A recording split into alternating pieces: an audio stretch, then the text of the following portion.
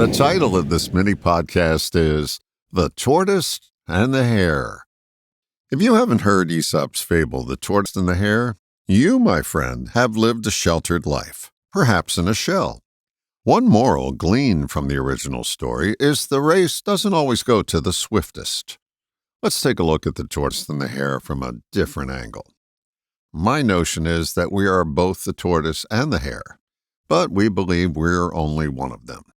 If I may dare say, our mantra is, "That's the way I am." I haven't completely outgrown my bristle to that phrase, mainly because there's a part of me that still believes it, the tortoise part. The tortoise is always looking for the safest way where there are no potential bumps and bruises. This causes the tortoise to retreat to his shell, and if that's all he does, he becomes shell-shocked. The hare gets us out there. It's the more adventuresome part of us that takes risks. I would say we need to balance the two parts of us, but that would be inaccurate. Perfect balance means a stalemate. But if you've labeled yourself as one or the other, and it's not working for you, you require a new mixture of these two parts. Abandoning your shell is too risky for most, and it's not the way I would recommend.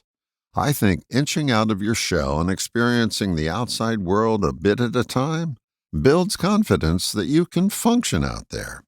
It will lead to further excursions and perhaps even vacations away from your shell. The hare is running away from home. It's our free spirit wanting to see all that it can see.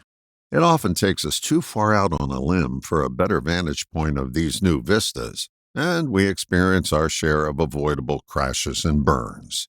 If you've labeled yourself as one of these characters, you've missed an opportunity to discover that other part of you.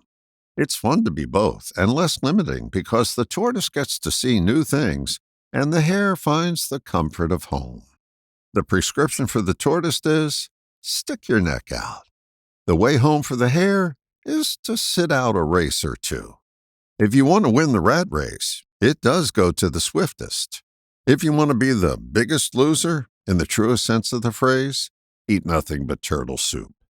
If you want to live a fuller life, give up the idea that you're one or the other, and seek out the complementary part of you, which allows you the flexibility to live out the famous phrase, "When in Rome, do as the Romans do."